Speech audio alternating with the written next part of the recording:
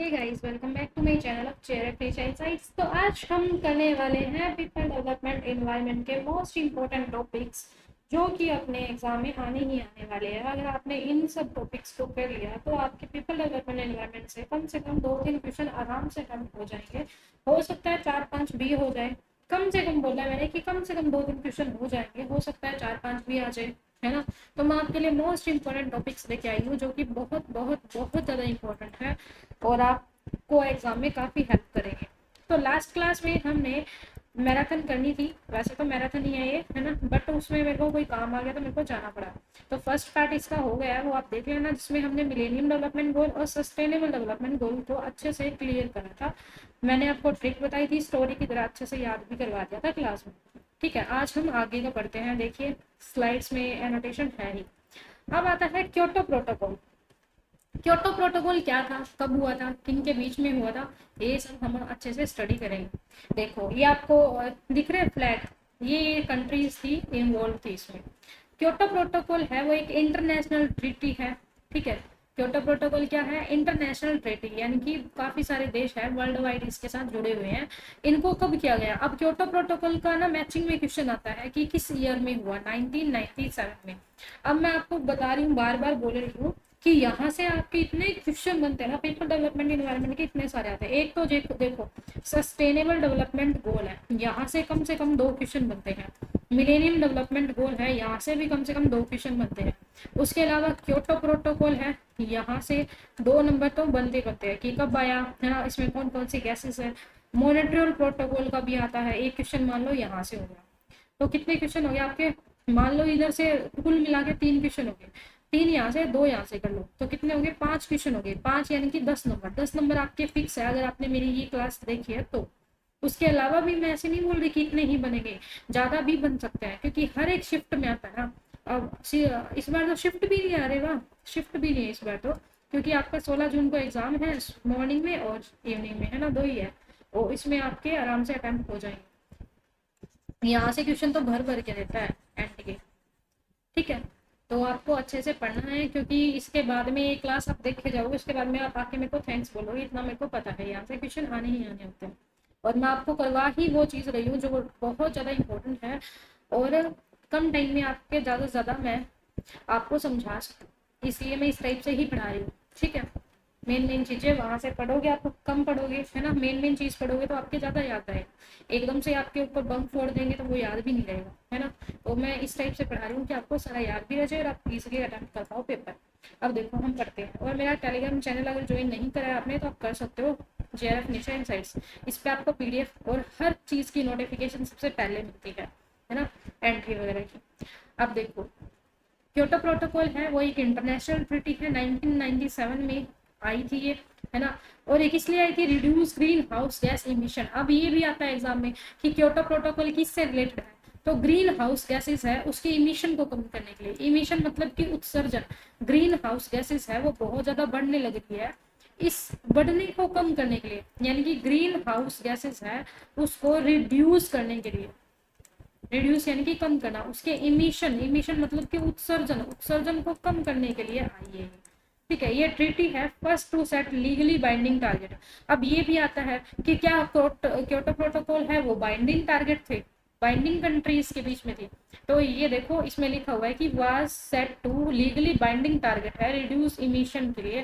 तो फोर्थ में कब आई ये भी पूछते हैं, 2005 में आई थी।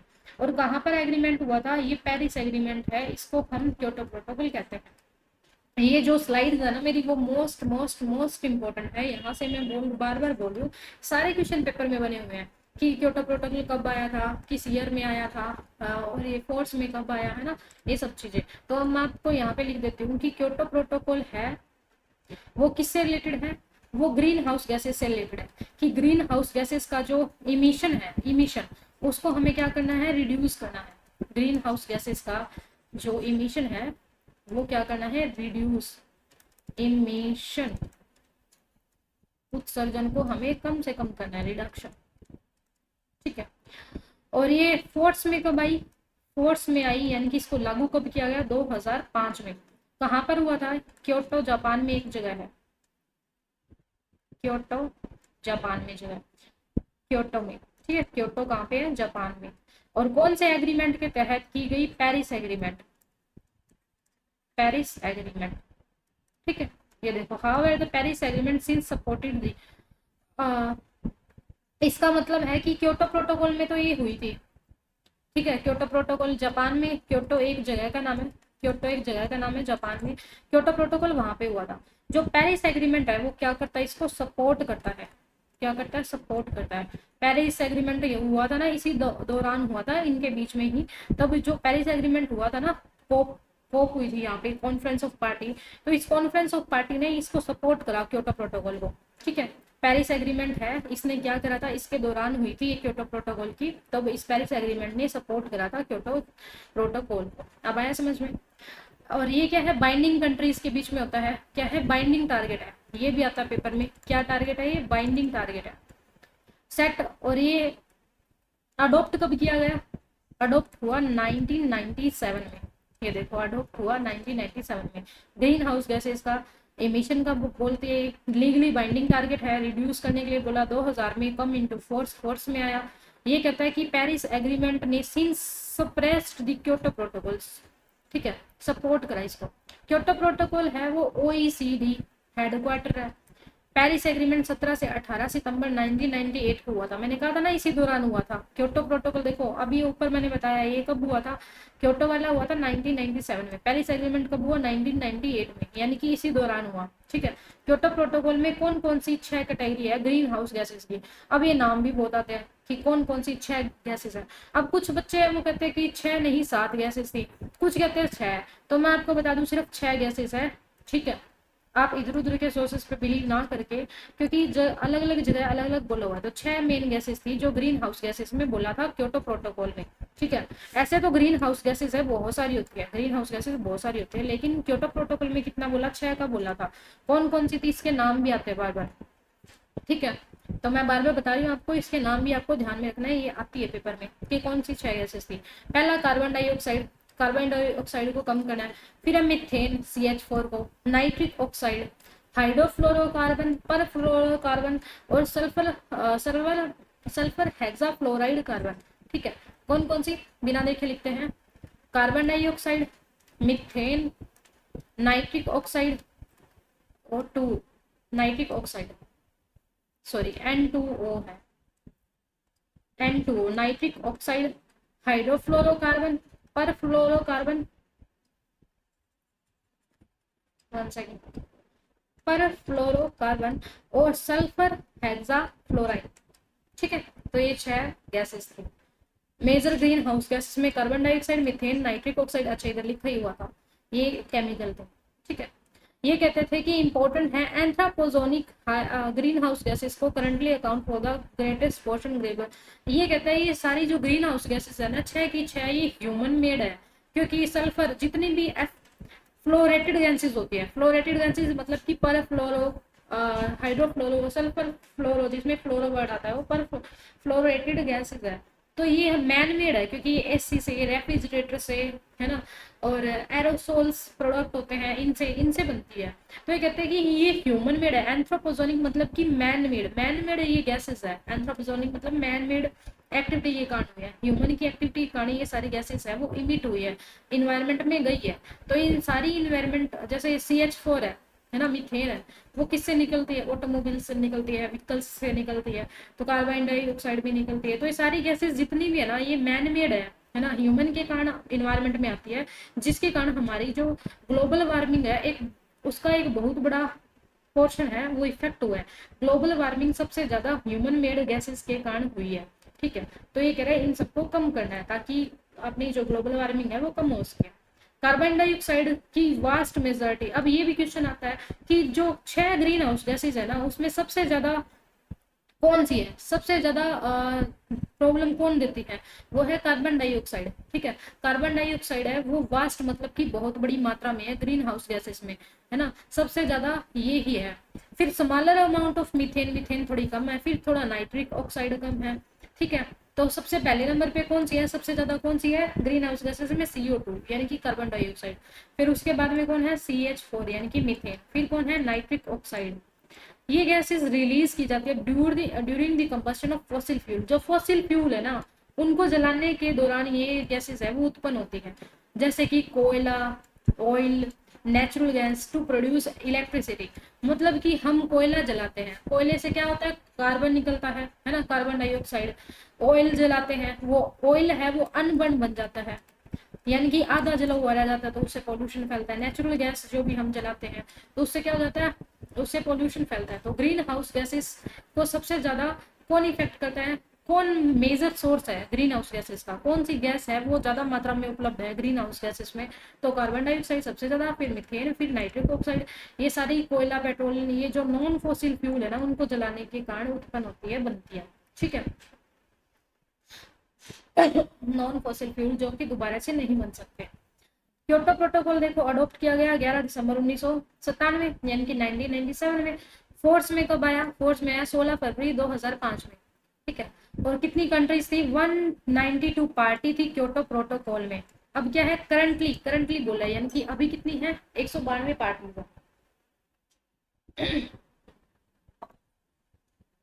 16 फरवरी को इसमें आया, 192 पार्टी है क्योटो प्रोटोकॉल में। इन शॉर्ट, क्योटो प्रोटोकॉल है उसको ऑपरेशनलाइज किसने करा, कौन लेके आया संचालन में, यूनाइटेड नेशन। अब ये भी आता है कि क्योटो प्रोटोकॉल है उसको किसने लेके आया, कौन लेके आया, ऑपरेशनलाइज किसने करा, संचालन में कौन लेके आया? तो United nation framework convention on climate change, यानी कि UNFCCC। ठीक है, UNFCCC, ये पेपर में आता है, इसकी फुल फॉर्म भी आ जाती है। UNFCCC की फुल फॉर्म क्या आएगी, united nation framework for convention of climate change, यानी कि UNFCCC।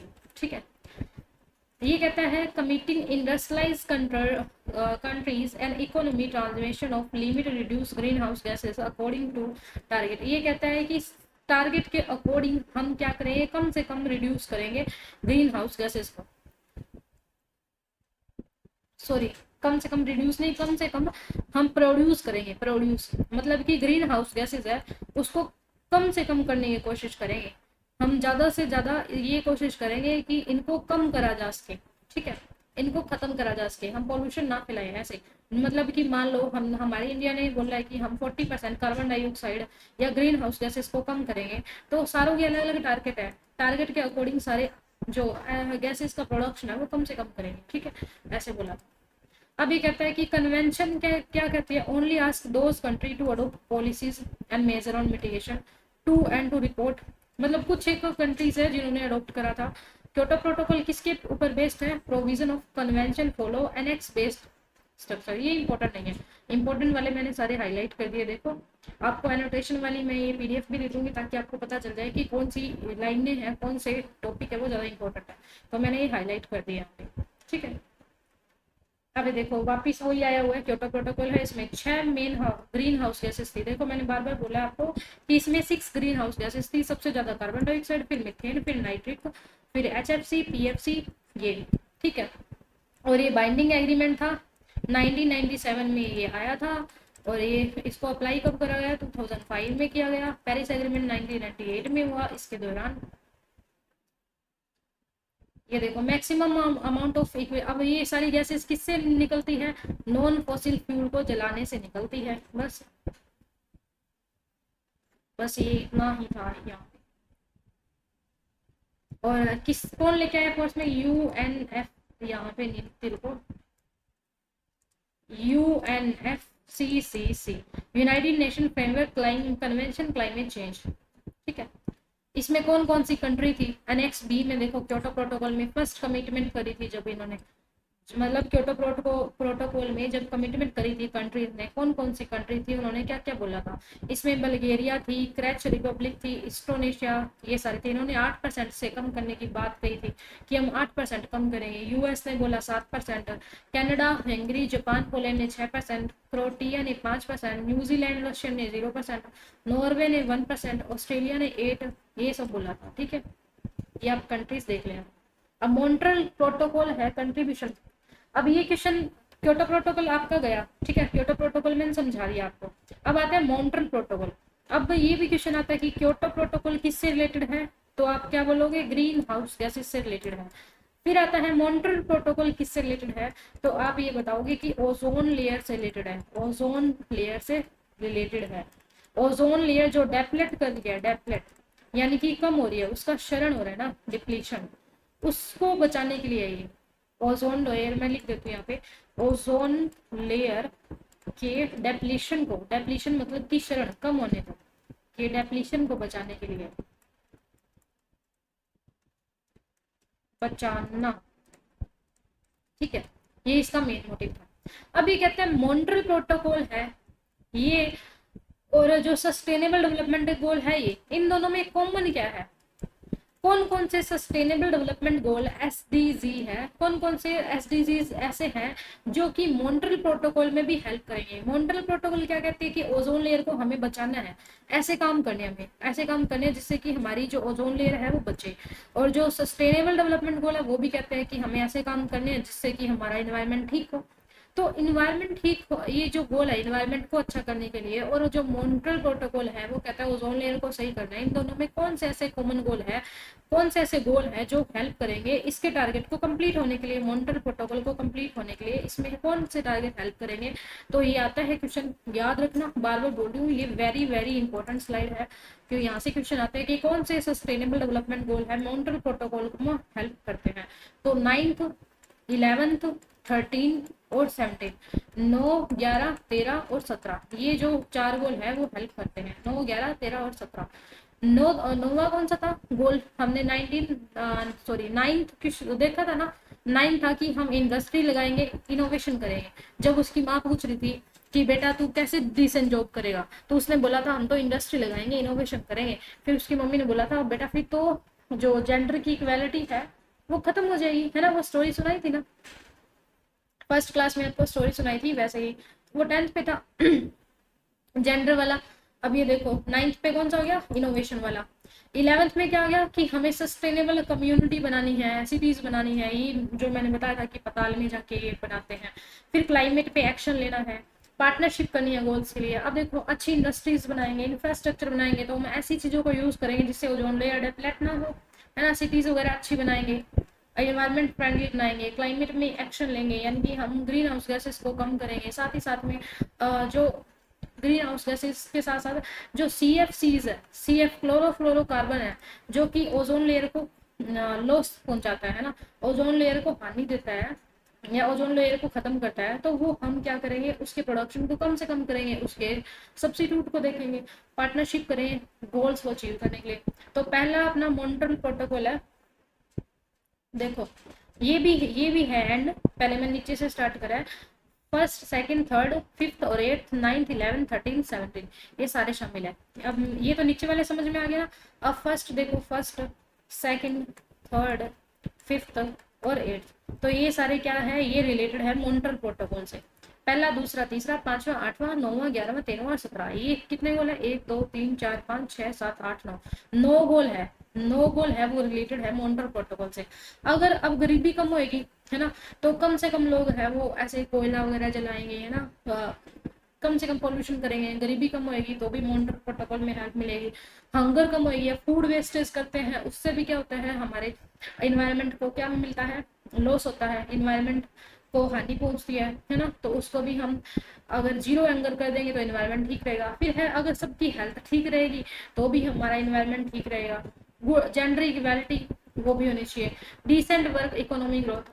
तो first second third fifth 8th 9th 11th 13 17, ये गोल मैंने आपको अच्छे से फर्स्ट क्लास में समझाए हुए हैं, ठीक है।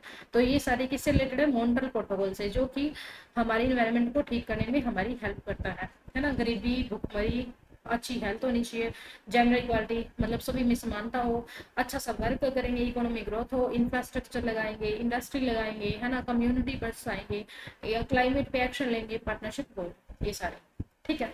देखो ओजोन ट्रीटी और एसटीजी, ओजोन लेयर से रिलेटेड कौन कौन से, ये भी अब बताए मैंने, फर्स्ट सेकंड थर्ड, और कौन सा था, fifth 8th 9th, fifth 8th 9th 11 13 17, 11 13 और 17, ये 9 गोल है, 3 3 6 और 3 9, हाँ 9 गोल रिलेटेड ये बताता है। देखो सेम वही बताया हुआ। अब मॉन्ट्रियल प्रोटोकॉल कब आया था ये हम देखते हैं। अब आपको पता है क्योटो प्रोटोकॉल कब आया, 1997 में। क्या मॉन्ट्रियल प्रोटोकॉल कब आया था, ये भी इंटरनेशनल ट्रीटी है। ये क्या कहती है, ये हमें ऐसे केमिकल को प्रोड्यूस करने पर ना बोलती है कि हम ऐसे केमिकल कम से कम प्रोड्यूस करें जो कि हमारी ओजोन लेयर को डैमेज पहुंचा रहे हैं। देखो, रेगुलेट करेगी, रेगुलेट मतलब नियंत्रण करना, प्रोडक्शन ऑफ और कंजप्शन ऑफ केमिकल, मतलब कि ऐसे केमिकल का प्रोडक्शन करना, ऐसे केमिकल का कंजप्शन यानी कि यूज करना जो कि ओजोन लेयर को डेप्लीट कर रहे हैं, हानि पहुंचा रहे हैं, डैमेज कर रहे हैं, वो बोला था इसने। ठीक है, तो जो प्रोडक्ट, जो केमिकल जिनको यूज करते हैं हम, तो हमारे ओजोन लेयर को अगर वो डैमेज करते हैं तो उनको कम से कम हमें करना है। जैसे कि फ्रिज है, फ्रिज से क्या निकलती है, CFCs निकलती है, क्लोरोफ्लोरोकार्बन। तो इसका यूज करना हमारी जो ओजोन लेयर है उसको खराब कर रहा है ना, उसको डैमेज कर रहा है। तो हमें इसका सब्स्टिट्यूट ढूंढना होगा क्लोरोफ्लोरोकार्बन का, ताकि ऐसे केमिकल ना प्रोड्यूस हो जो कि हमारी ओजोन लेयर को हानि पहुंचाए। प्रोटोकॉल का एम क्या था कि हम फेज आउट करेंगे। क्या सितंबर, इसको अडॉप्ट कब किया गया ये इंपॉर्टेंट है, 16 सितंबर 1987 1987 को अडॉप्ट किया गया। ठीक है, 16 सितंबर को 1987। और इफेक्ट में कब आया, अडॉप्ट का मतलब तो स्वीकार करना, इफेक्ट में कब आया, 1989 में। ये भी आ सकता है पेपर में और आता ही है कि अडॉप्ट कब किया गया। इसको अडॉप्ट तो हमने करा 1987 में, लेकिन इसका इफेक्ट कब देखा गया, इफेक्ट आया इसका 1989 में। कि ओजोन को डेप्लेट करने वाले, ओजोन को खत्म करने वाले जो भी सब्सटेंस है ना, उसको कम से कम करो। और ये कौन कौन से हैं, ये रेफ्रिजरेटर यानी कि फ्रिज, एयर कंडीशनर यानी कि AC, फायर एक्सटिंग्विशर और एरोसोल। अब ये पेपर में कल ही मैंने देखा था, पेपर में आया हुआ है कि कौन कौन से ऐसे प्रोडक्ट है, सब्सटेंस है जिससे कि ओजोन लेयर सबसे ज्यादा उसको डैमेज हो रहा है। तो उसमें था फायर एक्सटिंग्विशर यानी कि जो आग बुझाने वाला होता है ना, फायर एक्सटिंग्विशर, उसमें सबसे ज्यादा CFCs होती है जो कि हमारे ओजोन को सबसे ज्यादा डैमेज करती है। सबसे ज्यादा किसमें होगी, फायर एक्सटिंग्विशर में। फिर सेकंड किसमें होगी, रुको मैं लिख देती हूँ, इसका सीक्वेंस आया हुआ था। सबसे पहले तो फायर एक्सटिंग्विशर, फिर उसके बाद में कौन सी है, एरोसोल, जो फिश वाले प्रोडक्ट होते हैं। एरोसोल मतलब कि जो हम डीओ वगैरह यूज करते हैं, झाग बनाने वाले, झाग वाले जो प्रोडक्ट होते हैं ना, जैसे सर्फ, साबुन, इसमें सबसे ज्यादा होती है ना, CFCs, जो ओजोन लेयर को हमारी को खराब करते हैं। फिर एसी फ्रिज, ठीक है, फ्रिज, तो ये सबसे ज्यादा हमारी ओजोन लेयर को खराब करते हैं। तो हमें इनको क्या है, कम से कम यूज करना है ताकि हमारी जो ओजोन लेयर है वो बच जाए। तो CFCs को कम करना है, ओजोन लेयर को खत्म करने वाले ये है। ये हो गया। ऑक्सटेंस्ट फॉर अरेबिक चाइनीज, ये इतना इंपॉर्टेंट नहीं है। ये आपको बता दिया कि 1987 में अडॉप्ट किया गया, अडॉप्ट। और इफेक्ट में कब आया, इफेक्ट में आया 1989 में। ठीक है, तो जो फ्रिज वगैरह है, फायर एक्सटिंग्विशर है, इनसे जो भी गैसेस निकलती है उससे कम इफेक्ट पड़े हमारी ओजोन पे, इसके लिए बोला गया। फिर आता है, वो अब कंप्लीट हो गया क्योटो और मॉन्ट्रियल प्रोटोकॉल। अब एक और इम्पोर्टेंट टॉपिक है, यहाँ से भी क्वेश्चन भर भर के आते हैं, वेरी वेरी इंपॉर्टेंट। ये कौन सा है, national action plan on climate change. कि नेशनल ने कौन कौन से, हमारा जो इंडिया है उसने कौन कौन से प्लान बनाए हैं क्लाइमेट चेंज के लिए। अब इसकी फुल फॉर्म भी आती है NAPCC की। तो national action plan for climate change, climate change के लिए हम एक्शन प्लान बना रहे हैं। ये प्रोग्राम कब लॉन्च किया गया, 2008 में, 2008 में किया गया। ये भी आता है paper. India help the country adopt to mitigate the effect of climate change. ये किस लिए आया कि हम क्लाइमेट में जो चेंज होने लग रहा है ना उसको कम से कम करें, मिटिगेट करें। मिटिगेट मतलब कि रिड्यूस करना, कम करना। तो क्लाइमेट में जो चेंज हो रहा है, क्लाइमेट में change in the sense, climate में चेंज इन द सेंस कि जो ग्रीन हाउस गैसेस है वो ज्यादा होने लग रही है ना, ग्लोबल वार्मिंग है वो बहुत ज्यादा बढ़ रही है, उसको हमें क्या करना है, रिड्यूस करना है, कम करना है। ओजोन लेयर है हमारी वो डिक्रीज होने लग रही है, तो उसको हमें सही करना है ना। तो इस चीज के लिए क्लाइमेट चेंज के लिए आया। तो इसने 3 प्रिंसिपल बताए, NAPCC ने, है ना, NAPCC ने 3 प्रिंसिपल बताए। पहला क्या, कि प्रोटेक्ट करो पुअर और vulnerable through sustainable inclusion development. कि हमें क्या करना है, प्रोटेक्ट करना है इन्वायरमेंट को, ठीक है। दूसरा क्या कहता है, हमें ना अचीव करना national growth through ecological sustainable. हमें ना इकोलॉजी, इकोलॉजी पता है ना आप क्या होते हैं, इकोलॉजी का सस्टेन बनाता है, यानी कि हमारे इन्वायरमेंट को ठीक बनाना है ताकि हमारी नेशनल ग्रोथ हो सके। तीसरा कहता है कि हमें टेक्नोलॉजी को भी ऐसे को अडॉप्ट करना है जो कि हमारी ग्रीन हाउस गैसेस को कम कर दे, है ना, ग्रीन हाउस गैसेस हमारे पोल्यूशन को कम से कम कर दे। अब ये देखो, ये इंपॉर्टेंट स्लाइड है, बहुत important. National action plan for climate change में 7 एक्शन प्लान थे, 7 से 8 थे ना, ये देखो। फर्स्ट क्या है अपना, यहाँ से बताती हूँ, 8 थे, सॉरी 8 है, 7 नहीं है 8 है। यहाँ पे एक लिखना रह गया है ना, तो इस स्लाइड्स को रहने देना, कुछ एक स्लाइड्स में पूरा नहीं लिखो। यहाँ पे देखो, यहाँ से आपको समझ आएगा। National action plan on climate change, ये 8 प्लान है जो कि बहुत ज्यादा इंपॉर्टेंट है। मैं लिख देती हूँ स्लाइड पे। और ये पढ़ने के लिए ये मैंने दी हुई है कि अगर आपको पढ़ना हो कि इसके अंदर क्या आएगा तो पढ़ सकते हो, ये ऑप्शनल है, ऑप्शनल स्लाइड, ठीक है। और ये पूरी फुल फॉर्म के लिए, फुल फॉर्म आ जाती है पेपर में, ये अच्छे से पढ़ लेना। पहला बताती हूँ मैं आपको, देखो नेशनल सोलर मिशन। पहला क्या है, नेशनल सोलर मिशन कि हमारे नेशन में क्या है, सोलर पावर यूज की जाए। फिर है national mission on sustainable habitat, यानी कि हैबिटेट का मतलब आवास। हमारे जो आवास है, हमारे घर सिटीज वगैरह है, वो क्या होनी चाहिए, सस्टेनेबल, यानी कि इन्वायरमेंट फ्रेंडली हो। थर्ड क्या कहते हैं, थर्ड कहते हैं national mission for sustaining the Himalaya ecosystem, जो हिमालय का इकोसिस्टम है, उसका आसपास का वातावरण है ना, उसको ठीक बनाना है। फोर्थ कहता है national mission for enhance energy efficiency, कि इनहांस का मतलब क्या होता है, और ज्यादा कुशल करना, यानी कि अच्छी एनर्जी इफिशिएंसी है, उसकी एनर्जी की कुशलता को बढ़ाना है और ज्यादा अच्छा करना है, यानी कि जो इन्वायरमेंट फ्रेंडली एनर्जी है उसको ज्यादा से ज्यादा प्रोड्यूस करना है, उसके ऊपर ध्यान देना है। 1 सेकेंड। फिर है नेशनल वाटर मिशन, वाटर को सेव करना है। National mission for strategic knowledge climate change, climate change की तरफ भी ध्यान देना है। नेशनल मिशन ग्रीन इंडिया, यानी कि इन्वायरमेंट फ्रेंडली प्रोडक्ट्स यूज करो, है ना, ग्रीन इंडिया बनाओ, यानी कि पोल्यूशन फ्री प्रोडक्ट्स का बनाओ, पोल्यूशन फ्री आप काम करो, इन्वायरमेंट फ्रेंडली रहो, ग्रीन इंडिया होना चाहिए, है ना।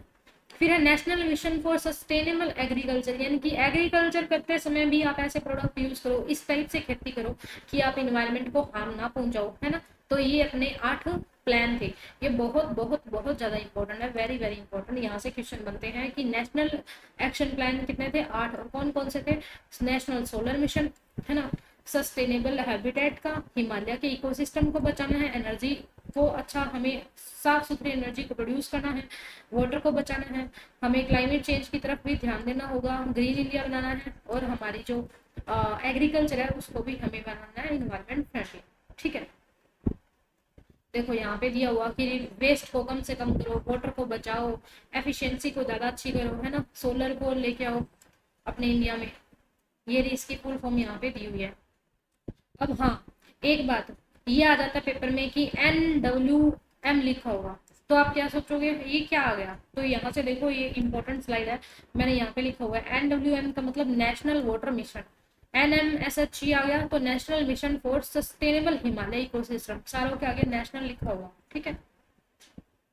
तो ये भी अपना हो गया। देखो यहाँ पे दिया हुआ है सेम 8 मिशन है सस्टेनेबल हैबिट वगैरह के लिए, तो इसका ट्रिक देखने देना मेरे को, ट्रिक बनानी पड़ेगी इसकी, अभी तक बनाई नहीं, तो ये अपने हो गया, ठीक है। अब आपको मैं एक चीज और बताती हूँ, हमारा जो टारगेट है ना, टारगेट,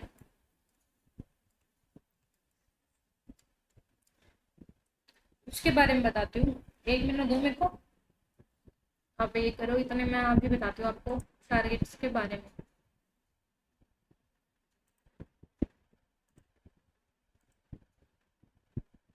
तो कोई स्लाइड ओपन कर देती हूँ, आप इन्हें इसको देखो, मैं अभी बताती हूँ टारगेट्स के बारे में भी, 1-2 टारगेट इंपॉर्टेंट है वो मैं आपको बता देती हूँ, पेपर में आ सकता है वहां से, क्योंकि यहाँ तक मैंने जो भी करवाया आपको उसमें से तो 100% श्योर है कि आएगा ही आएगा पेपर, ठीक है। उसके अलावा भी मैं आपको दे रही हूँ जहाँ से आप का पेपर और बनता है। 1 सेकेंड मैं, आप इतने ये देखो, मैं कर रही हूँ फिर बताती हूँ।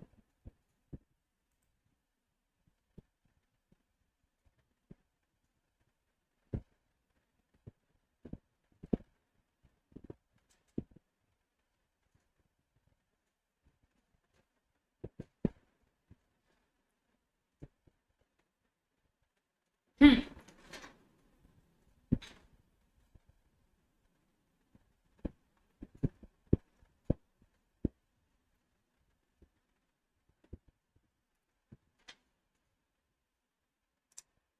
ठीक है, देखो हमारे पास ना टारगेट थे कि हम 2022 तक थे। 22 तक क्या था, रेन्यूएबल एनर्जी से कितना हम प्रोड्यूस कर लेंगे, रेन्यूएबल एनर्जी का, यानी कि जो रेन्यूएबल एनर्जी क्या होती है, रीन्यूएबल, यानी कि जिसको दोबारा बनाया जा सके। रीन्यूएबल मतलब कि दोबारा बनाया जा सके। उसमें अपने पास टारगेट था 175, 175 का अपने पास टारगेट था। और कितने, 1 सेकेंड पेन छूट गया मेरे पास से, हाँ 175 गीगावाट का अपने पास टारगेट था।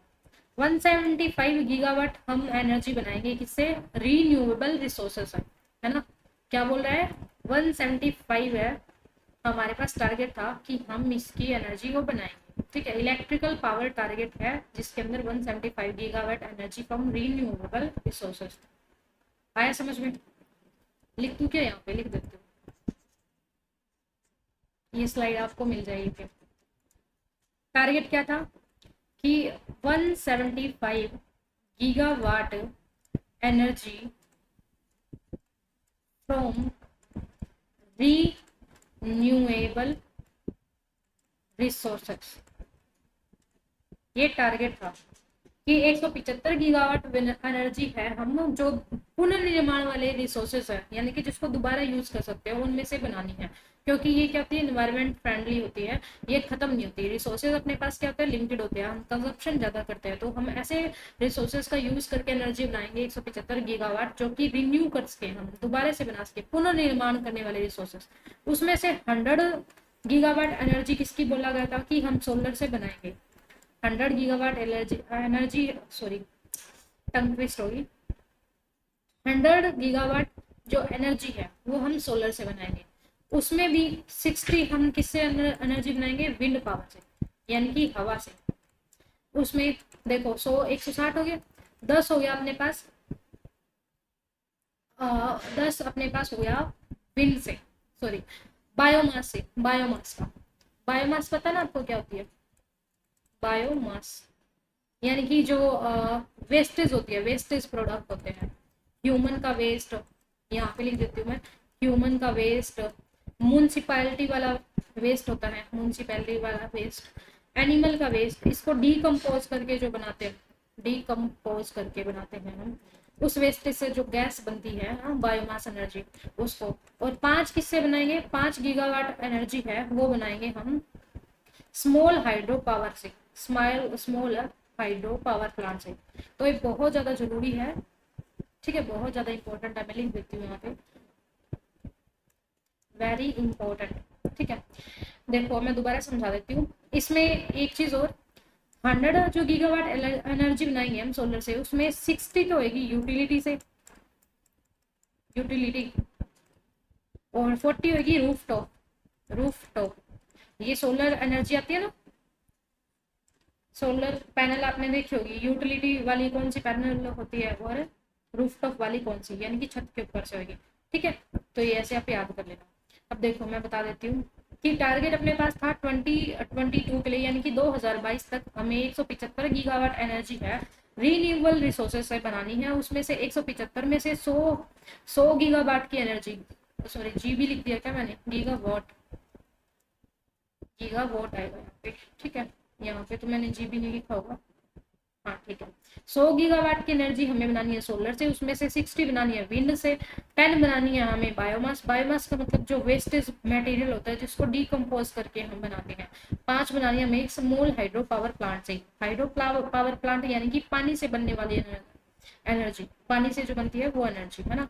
तो अब 100 जो सोलर का था उसमें भी 60 तो हमें यूटिलिटी वाले से बनानी है, 40 बनानी है रूफटॉप वाले से, ठीक है। तो ये टारगेट है। आया समझ में यहाँ तक? देखो अच्छे से देखो इसको, आया है समझ में, नहीं आया? बताओ मेरे को, आया समझ में, नहीं आया?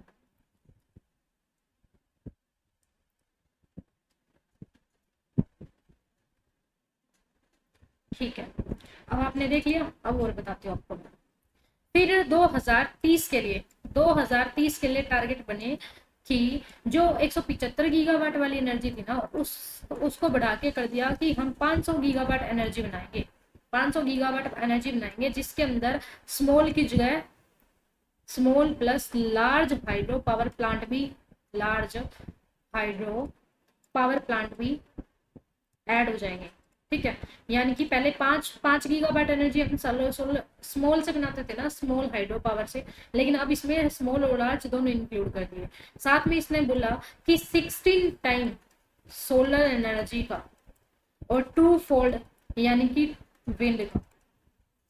इसने बोला कि हम 16 फोल्ड, फोल्ड का मतलब कि मल्टीप्लाई, 16 गुना हम 2016 में जो टारगेट थे ना हमारे, 2016 में जो टारगेट थे, 2016 वाले कौन से, ये वाले टारगेट, 2016 में हमने टारगेट बनाए 2022 के लिए, 2016 में हमने टारगेट बनाए 2022 के लिए कि हम 175 गीगावाट एनर्जी बनाएंगे। लेकिन फिर क्या हुआ 2019 में, 2019 में ये हुआ, 2019 में बोला गया कि हम 2030 तक कितनी एनर्जी बनाएंगे, 500 गीगावाट एनर्जी बनाएंगे।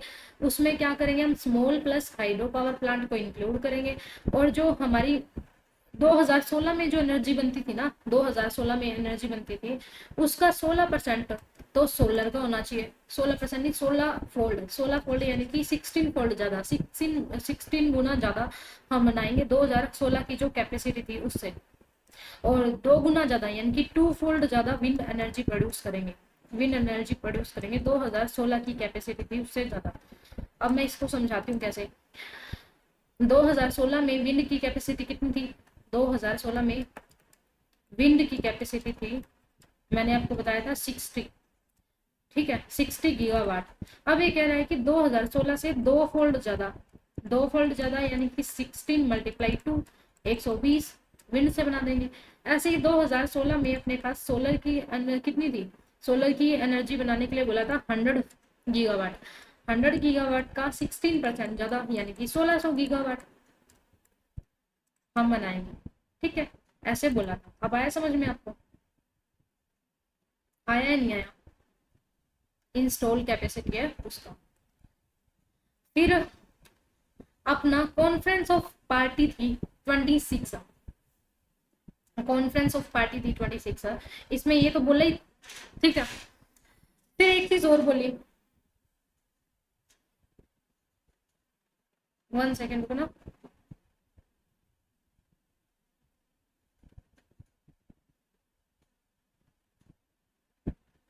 हाँ ठीक है। यहाँ पर क्या था, 2019 में मेरा डाटा थोड़ा सा 450 करना था, यहाँ पे थोड़ा कंफ्यूजन हो गया ईयर में, 450 गीगाबाइट एनर्जी, सॉरी। 2019 में जो बोला था ना वो 450 बोला था, 450 यानी कि 450, ठीक है। 2016 में बोला था 175, और 2013 में बोला था, सॉरी 13 में 19 में, 2019 में 13 के लिए टारगेट है, वो बोला था 450 का। और फिर उसके बाद में बोला था अपने को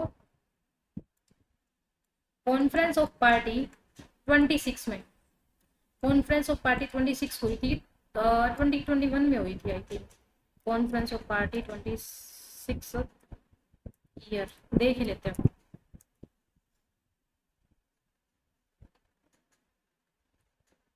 दो हजार इक्कीस में हुई थी, हाँ मैंने सही बताया, कॉन्फ्रेंस ऑफ पार्टी 2021 में, 2021 में जो पार्टी हुई, ठीक है।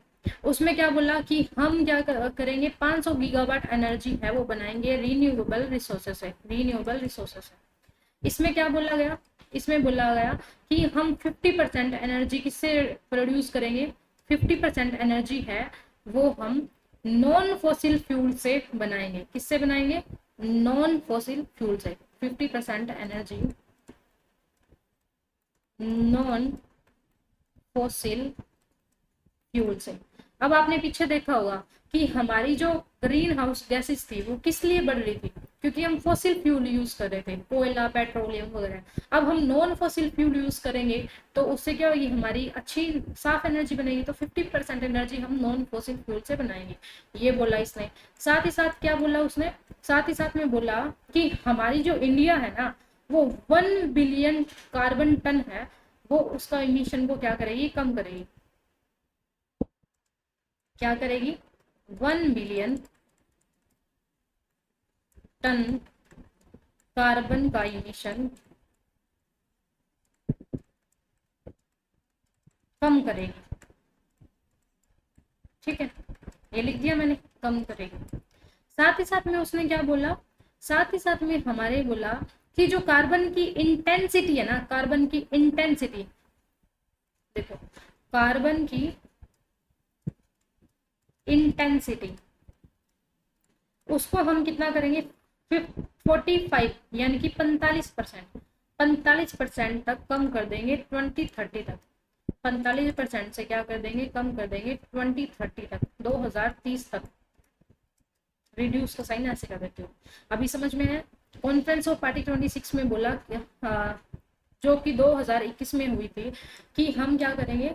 हम 50% एनर्जी नॉन फॉसिल फ्यूल से बनाएंगे, 1 बिलियन कार्बन इमिशन कम करेंगे, और कार्बन की इंटेंसिटी है वो 45% से कम कर देंगे। ठीक है, और साथ ही साथ में ये टारगेट कब तक अचीव करने के लिए बोला था? कि इंडिया क्या करेगी? इंडिया 2070 तक ना नेट जीरो कार्बन इमिशन कर देगी। क्या कर देगी?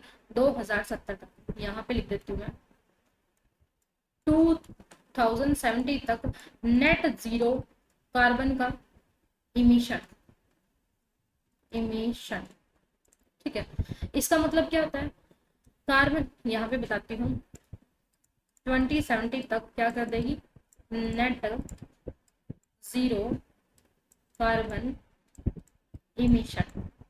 इसका मतलब कि जितना कार्बन हम प्रोड्यूस करेंगे, जितना कार्बन हम प्रोड्यूस करेंगे उतना ही हम उसको कम कर देंगे। यानी कि 50% अगर कार्बन प्रोड्यूस हो रहा है ना, हमसे उत्सर्जन हो रहा है, क्रिएट हो रहा है, तो हम 50% से कार्बन को कम कर देंगे। यानी कि जितना बना उतना रिड्यूस कर दिया, तो नेट क्या हो गया? नेट वैल्यू होगी उसकी जीरो। तो हम जीरो कार्बन इमिशन को कर देंगे। ठीक है, ये टारगेट थे, बहुत ज्यादा जरूरी थे ये, क्योंकि ये अपने पेपर में पूछ लेते हैं। तो टारगेट मैं रिवाइज करवा देती हूँ आपको, आज की क्लास में क्या क्या करा था हमने, फिर आपको अच्छे से क्लियर हो जाएगा। और एक चार्ट पे मैं इन तीनों का कंपैरिजन कर दूंगी। देखो, टारगेट जो 2016 में थे, है ना, उसमें क्या बोला था? 2022 तक अचीव करने हैं। 175 गीगावाट एनर्जी का बोला था। ये हम लिखते हैं एक साइड में, एक चार्ट पे। देखो, इसमें हम थोड़ा शॉर्ट में लिख लेते हैं। 2016 में अपने को बोला कि 2022 तक हमें अचीव करने हैं टारगेट। फिर हमारे पास कौन सा था? 2019 में बोला कि हमें 2030 तक अचीव करने हैं टारगेट। फिर अभी अपने कौन से चल रहे हैं? अपना चल रहा है 2021 वाला, हमें 2017 तक टारगेट कंप्लीट करना है ना। 30 के लिए पहले उसने बोला था। ये कॉन्फ्रेंस ऑफ पार्टी 26 में बोला। ठीक है, कॉन्फ्रेंस ऑफ पार्टी 26। अब इसमें क्या बोला था 16 वाले में? रुको, एक तो इन चेंज नहीं हो रही। हाँ, 16 वाले में बोला कि 175 गीगावाट एनर्जी हमें रिन्यूएबल रिसोर्सेस से, ऐसे लिख रही हूँ, GRE से हमें बनानी है। उसमें 100%, सॉरी 100 गीगावाट है वो सोलर से बननी चाहिए, और 60 है वो विंड से बननी चाहिए, 10 है वो बायोमास से बननी चाहिए। ये वैसे लिखना पड़ेगा, अदरवाइज जगह नहीं बचेगी। वो ये क्लीन होगा, अभी करती हूँ, रुको। हाँ, ये क्या कहता है? 100 है वो किससे होनी चाहिए? सोलर से। उस 100 में ही क्या होगी? 60 तो होगी रूफ, 60 होगी यूटिलिटी, यूटिलिटी, और 40 कौन सी होगी? Roof top, roof top. ठीक है, देन उसके बाद में अपने को बोला गया था कि 10 होनी चाहिए बायोमास से, बायोमास से। एक तो ये पता नहीं क्यों ऐसे चल रहा है, 10 बायोमास से, 60 किससे, 60 विंड से, और 5 किससे, स्मॉल हाइड्रो पावर से। मैं शॉर्टकट में लिख रही हूँ, ठीक है। यहाँ पर आप समझ जाना गीगावाट है, ठीक है, गीगावाट। अब समझ में आया। 175 में से हम क्या करेंगे, 60 जो 100 है वो सोलर से करेंगे, 10 बायोमास से, 60 विंड से, 5 है वो स्मॉल हाइड्रो से। फिर 2019 में 450 गीगावाट की बात की गई। उसने बोला कि 2016 में आपने जो बोला था ना, उसका 16 फोल्ड तो कर दो सोलर का, ठीक है, 16 फोल्ड कर दो सोलर का। और 2016 की जो इंस्टॉल्ड कैपेसिटी है, आईसी से दिखा देती हूँ, इंस्टॉल्ड कैपेसिटी उसका 2 फोल्ड कर दो विंड का, यानी कि 2 गुना ज्यादा, प्लस में small hydro plus large hydro, यानी कि दोनों को मिक्स करने की बात की गई, स्मॉल हाइड्रो और लार्ज हाइड्रो, ठीक है, ये उसने बात की गई। अब इतना समझ में आ गया। अब हम पढ़ते हैं नेक्स्ट वाला। ये 2021 में 2070 तक टारगेट अचीव करने हैं। उसमें क्या बोला, 2030 तक पहले था, तो 500 गीगावाट एनर्जी है हमें प्रोड्यूस करनी है। उसमें क्या बोला, 50% एनर्जी हम किससे लेंगे, नॉन फॉसिल फ्यूल से लेंगे, नॉन फॉसिल फ्यूल, NF लिख दिया मैंने इसको। उसने बोला कि 1 billion carbon, 1 billion ton carbon के इमिशन को, कार्बन के इमिशन से लिखा देती हूँ, हम रिड्यूस यानी कि कम करें। और क्या बोला इसने, और बोला कि 55% जो कार्बन की डेंसिटी है, कार्बन की डेंसिटी उसको हम क्या कर देंगे, कम कर देंगे, और 2070 पर क्या कर देंगे, net zero carbon emission, net zero carbon का इमिशन, ठीक है। ये चार्ट बना दिया। अब आया समझ में, आज की पूरी क्लास का क्रक्स बना दिया। अब हम चलते हैं थोड़ा सा नेक्स्ट पे कि हमने आज क्या क्या करा है, फिर उसके बाद में हम क्लास को वाइंड अप कर देंगे, ये अपना हो जाएगा फिर कंप्लीट, ठीक है। तो लास्ट क्लासेस में क्या क्या था एक बार वो भी बता देती हूँ, ये तो फिर ज्यादा हो जाएगा, ये आज की क्लास का बताते हैं। आज की क्लास में हमने क्योटो प्रोटोकॉल का देखा, कब आया था, 1997 में आया था। कब फोर्स में आया, 2005 में आया। बाइंडिंग एग्रीमेंट है, इसमें 6 ग्रीन हाउस गैसेस थी, सबसे ज्यादा कार्बन डाइऑक्साइड, फिर मीथेन, फिर नाइट्रिक ऑक्साइड, फिर हाइड्रोफ्लोरोकार्बन, परफ्लोरो और सल्फर हेक्साफ्लोराइड, ठीक है। 6 कैटेगरी थी। साइन कब हुआ, साइन हुआ सितंबर 1998 में, ये सब मैंने लिखा हुआ है। फिर क्योटो प्रोटोकॉल की बात होगी, 192 कंट्रीज है करंटली, इसमें यूएनएफसीसी ने फोर्स में लेके आए। फिर क्योटो प्रोटोकॉल की जो भी ये कंट्रीज थी उसका नाम। फिर मॉन्ट्रियल प्रोटोकॉल है वो जोन लेयर से रिलेटेड है, और क्योटो था वो ग्रीन हाउस गैसेस से रिलेटेड था। इसमें गोल नंबर 1, 2, 3, 5, 8, 9, 11, 13 और 17 ये सब किससे रिलेटेड है, सस्टेनेबल गोल से रिलेटेड है। ओजोन को बचाने के लिए इसने बात की। मॉन्ट्रियल प्रोटोकॉल ने 1997 में, कौन आया था, क्योटो आया था। ये मैं लिख देती हूँ यहाँ पे कि ये क्योटो का बताया मैंने यहाँ पे, क्योटो का। मॉन्ट्रियल प्रोटोकॉल कब आया, 1987 में इसको क्या अडॉप्ट किया गया, और इफेक्ट में आया 1989 में, ठीक है। और इसने क्लोरोफ्लोरोकार्बन वगैरह जो है इनके इमिशन को कम करने के लिए बोला, क्योंकि सबसे ज्यादा कार्बन डाइऑक्साइड, सबसे ज्यादा जो ओजोन लेयर को डेप्लेट करने वाले केमिकल्स है, गैस है, वो कौन सी होती है, वो पहले तो फायर एक्सटिंग्विशर में हुई, फिर किसमें होती है, फिर एरोसोल में होती है, फिर रेफ्रिजरेटर में, एसी में। तो ये ओजोन लेयर को डेप्लेट करने वाले सब्सटेंस है ओडीसी, उसको कम से कम करने की बात की। मेरा लैपटॉप डाउन हो गया, 1 सेकंड रुको, मैं इसको ऑन करती हूँ अदरवाइज बंद हो जाएगी बीच में। हाँ, फिर national action plan on climate change, ये प्रोग्राम लॉन्च किया गया जिसमें 3 प्रिंसिपल थे कि हमें सस्टेनेबल एनवायरनमेंट बनाना है, इकोलॉजी सस्टेनेबल करनी है, और ग्रीन हाउस के गैसेस को इमिशन को कम करना है। इसकी फुल फॉर्म है NAPCC, और ये कब आया, 2008 में आया था।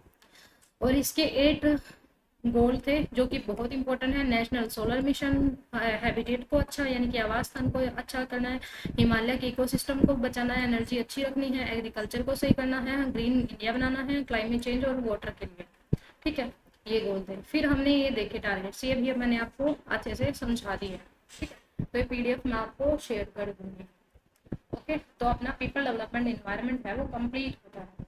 यहाँ पर थोड़ा सा मैं आपको एक दो चीजें और बताने वाली थी बट मेरे को टाइम ही नहीं मिल रहा। बताऊँ क्या? थोड़ा सा बता देती हूँ। एक दो चीजें और है जो मेरे को लगता है कि आ जाएगी। हाँ,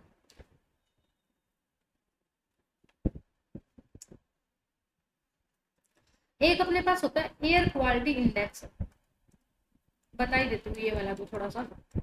एयर क्वालिटी इंडेक्स, जिसको हम क्या बोलते हैं, AQI। क्या बोलते हैं हम? AQI। अब इसमें क्या होता है, इसमें अपने पास 6 कलर होते हैं। क्या होते हैं? 6 कलर।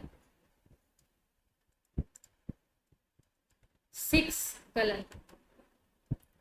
ये अपने को क्या बताता है कि हमारे एयर की क्वालिटी कैसी है। एयर की क्वालिटी बताने वाला इंडेक्स, मतलब कि हमारी एयर है वो साफ है, प्योर है ना? प्योर है हमारी जो एयर, या फिर हमारी एयर है पोल्यूटेड है, यानी कि प्रदूषित है। और कितनी ज्यादा पोल्यूटेड है, कितनी ज्यादा हार्मफुल हो रखी है हमारी एयर, ये बताता है। तो इसमें फर्स्ट जो आता है, फर्स्ट कलर, फर्स्ट नंबर पे इसका सीक्वेंस आ जाता है, वो है ग्रीन। लो मैं साथ साथ ये वाली चेंज कर लेती हूँ। इंक ग्रीन अगर आपके पास हो, ए क्यू आई आपका ग्रीन हो, इट मीन्स क्या है, आपकी जो एयर है वो गुड है, एकदम प्योर है। आपकी एयर के अंदर कोई भी पोल्यूशन नहीं है। ठीक है, आपकी एयर के अंदर कोई भी पोल्यूशन नहीं है, आपकी एयर एकदम बढ़िया है। ठीक है, आप अच्छे से सांस ले सकते हो। दूसरी जो आती है, दूसरा कलर आता है येलो। अगर आपकी एयर क्वालिटी इंडेक्स का कलर येलो है तो आपको पता चलेगा कि आपकी एयर क्या है, मॉडरेट है, यानी कि बीच बीच की है, ठीक ठाक है। ठीक ठाक है आपकी एयर, आप इसमें आराम से सांस ले सकते हो, कोई हार्म नहीं पहुंचेगा आपको। फिर आता है ऑरेंज। मैं साथ साथ कलर भी चेंज कर रही हूँ ताकि आपको अच्छे से समझ में आ जाए। ठीक है, ऐसे तो आपको समझ आए ना आए, है ना? लेकिन जब मैं कलर यूज कर रही हूँ तो आपको और ज्यादा अच्छे से समझ में आ जाएगा। ऑरेंज क्या कहता है? Unhealthy for sensitive people. Unhealthy किसके लिए? For sensitive people. Sensitive people यानी कि जो पर्सन थोड़े सेंसिटिव होते हैं ना, जिनको जल्दी एलर्जी हो जाती है, जल्दी बीमार हो जाते हैं, थोड़े कमजोर टाइप के होते हैं, है ना, थोड़ी जल्दी बीमार हो जाते हैं, या किड्स वगैरह हो गए, बच्चे हो गए, बूढ़े हो गए, वो जल्दी बीमार हो जाते हैं, उनके लिए ठीक नहीं है इस हवा में सांस लेना। ठीक है, अगर अगर आपकी ए क्यू आई, आपकी AQI है वो ऑरेंज हो रखी है ना, तो क्या बोलोगे आप? अनहेल्दी है आपके जो सेंसिटिव पीपल है उनके लिए। फिर आता है रेड। रेड तो सभी के लिए अनहेल्दी है। रेड है वो सभी के लिए अनहेल्दी है। ठीक है, जो जो भी इसमें सांस लेगा उसको बीमार होगा ही होगा, है ना? फिर आता है पर्पल। 5। पर्पल। पर्पल का मतलब वेरी अनहेल्दी, यानी कि बहुत ज्यादा पोल्यूशन है आपकी हवा में। आपकी हवा है वो एकदम सांस लेने लायक है ही नहीं, हेल्दी। ठीक है, ऐसी हवा में सांस लोगे तो आप बीमार पड़ोगे ही पड़ोगे। फिर आता है मैरून। मेहरून कहाँ पर है भाई? पिंक। पिंक ले लेती हूँ मैरून की जगह। ठीक है, मेहरून। मेहरून होता है हजार्डियस।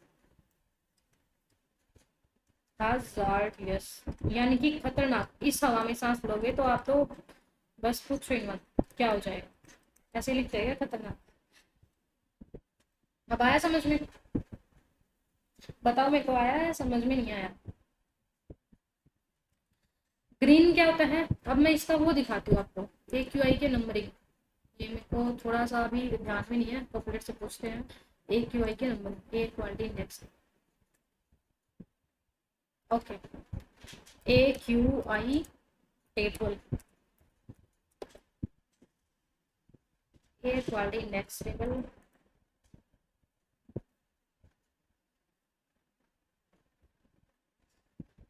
1 मिनट ये जनरेट कर रहे हैं, हम लिखते हैं, वेट करते हैं। अच्छा, नोटबुक आ गई है। AQI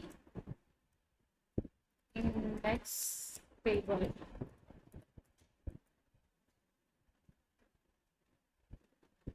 ये पता नहीं किसके निकाल के देखा।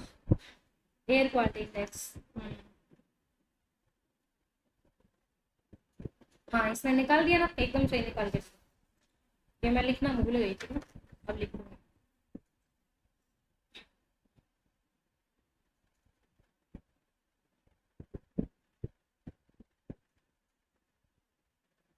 अभी ये कुछ ज़्यादा ही बताने लग रहा है। ठीक है, देखो पहले क्या होता है, ग्रीन। ग्रीन में क्या होगा आपको दिख तो रहना, 1 सेकंड में देखते हैं। हाँ दिख रहा है, ओके दिख रहा है। फर्स्ट क्या होता है आपका, ग्रीन कलर होता है। ग्रीन कलर की जब AQI हो ना, देखो ये रहा इंडिकेटर, AQI का इंडिकेटर ये रहा। आपको इमेज AQI इमेज निकाल के, ये रहा एयर क्वालिटी इंडेक्स का मेजर। अगर ये आपके लैपटॉप और फोन में होता है ना, मेरे तो लैपटॉप में ये शो करता है AQI। अगर ये देखो यहाँ पे दिखाया हुआ दिख तो रहना आपको, AQI इंडेक्स होता है ये आपके लैपटॉप में भी दिखाई देता है और फोन में भी दिखाई देता है। अगर आप इस क्लास के बाद आप जाना और सर्च करना गूगल पे, आपके फोन पे नहीं दिखाई देता है तो आप सर्च करना कि AQI of my area, air quality index of my area, तो बता देगा कि आपकी एरिया की एयर क्वालिटी कैसी है, वो गुड में आती है, मॉडरेट में आती है, अनहेल्दी एंड किस में आती है बता देगा। तो अगर 0 से लेके 50 के बीच में आपकी एयर क्वालिटी हो, है ना, हवा की क्वालिटी 0 से लेके 50 के बीच में हो तो गुड हवा है आपके लिए, सांस लेना बहुत बढ़िया है इस हवा में। फिर 50 से लेके 100 के बीच में अगर आपकी AQI है, एयर क्वालिटी इंडेक्स, तो मतलब ठीक ठीक है हवा आपकी। लेकिन अगर 100 से लेके 150 के बीच में है तो यानी कि सेंसिटिव पीपल के लिए बहुत अच्छी नहीं है ये हवा, है ना, पोल्यूशन है इसमें। फिर 150 से 200 के बीच में यानी कि अनहेल्दी है। फिर 200 से 300 के बीच में AQI हुआ मतलब कि बहुत ज्यादा पोल्यूशन है, हवा में पोल्यूशन ही पोल्यूशन है, तो सांस लेने की दिक्कत आएगी। और अगर 300 से 500 हो गया तो मतलब बीमारियां हद से ज्यादा, सांस लेना मुश्किल हो जाएगा। तो 0 से 50, 50 से 100, 100 से 150। अब ये पेपर में आता है ये कि 0 से 50 किस में आएगा, 50 से 100 किस में आएगा, ठीक है। तो यहाँ पे लिख देती हूँ मैं आपको, जो AQI है अपना, AQI ग्रीन में कौन सा आएगा, ग्रीन में आएगा 0 से 50 के बीच में, ठीक है। ग्रीन के बाद में कौन सा था अपना, इसको छोड़ो, हम इसमें से देख लेते हैं। फिर आएगा मॉडरेट, यानी कि 50 से लेके 100 तक, पहले लिख देते हैं 50 से लेके 100 तक। फिर 100 से लेके 150, 150 से लेके 100 से लेके 150 आएगा, 100 से लेके 150, 150 से 200, 200 से कितना है 300, 300 से 5, 2 से 3 और 3 से 500। ये याद करना है डाटा, ठीक है, याद था पेपर। पहले कौन सा है, ग्रीन। ग्रीन के बाद में कौन सा आ जाएगा, yellow, yellow, then orange, then red, उसके बाद में पर्पल, फिर मैरून। अब मैंने ये आपको क्या बताया था, एक ही टेबल पे लिख देती हूँ सारी चीजें। 0 से 50 तक क्या होगा, गुड, ग्रीन का गुड, जी ऐसे याद कर लो, जी ग्रीन का गुड 0 से 50। येलो का क्या है, मॉडरेट, कि ठीक ठीक है वाह, ठीक है, सांस लिया जा सकता है। ऑरेंज का मतलब कि अनहेल्दी है, किसके लिए, सेंसिटिव पीपल के लिए, ठीक है, एसपी लिख दिया। रेड का मतलब क्या है, अनहेल्दी है, अनहेल्दी। और पर्पल का मतलब वेरी अनहेल्दी, अनहेल्दी ऐसे लिख दिया। और इसका मतलब तो हाजार्डियस, खतरनाक, भयंकर, ठीक है, ऐसे। तो ये था अपना एयर क्वालिटी इंडेक्स 0 से 50, 50 से 100, 100 से 150 ऐसे करके। और ये इसकी इमेज आप देख सकते हो, ठीक है। और हमारा यहाँ का AQI है अभी फिलहाल इस पे 50 से 100 के बीच में, मॉडरेट। तो ये हो गया आपका, ये मोस्ट इंपोर्टेंट है, ये भी पेपर में आते हैं। AQI इंडेक्स का कि कितनी कैटेगरी होती है, इसके अंदर 6 कैटेगरी होती है और ये नंबरिंग में आते हैं। और ये भी पूछ लेते हैं गुड किस में आएगा, मॉडरेट किस में आएगा, ठीक है।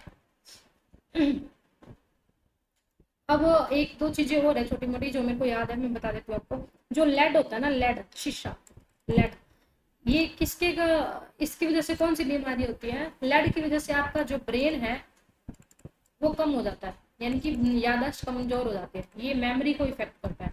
पेपर में एक क्वेश्चन आता है कि मेमोरी को इफेक्ट कौन सा सब्सटेंस करता है ना, कौन सा सब्सटेंस मेमोरी को इफेक्ट करेगा, ब्रेन से रिलेटेड होता है, वो है अपना लेड, ठीक है।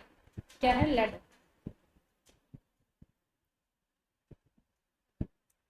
और आपको क्या बताना था मेरे को सोचने दो, फिर मैं आपको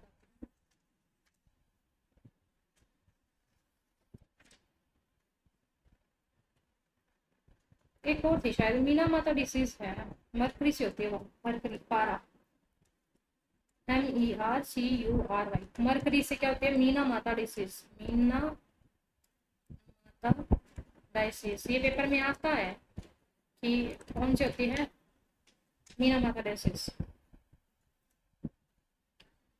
और जो हम राइस खाते हैं, ब्राउन राइस, ब्राउन राइस, इसमें किसकी मात्रा ज्यादा होती है, अर्सेनिक की होती है, अर्सेनिक। उसकी वजह से जो नेल है ना, नेल, नेल खराब हो जाते हैं, येलो येलो पड़ जाते हैं नेल, ठीक है, नेल।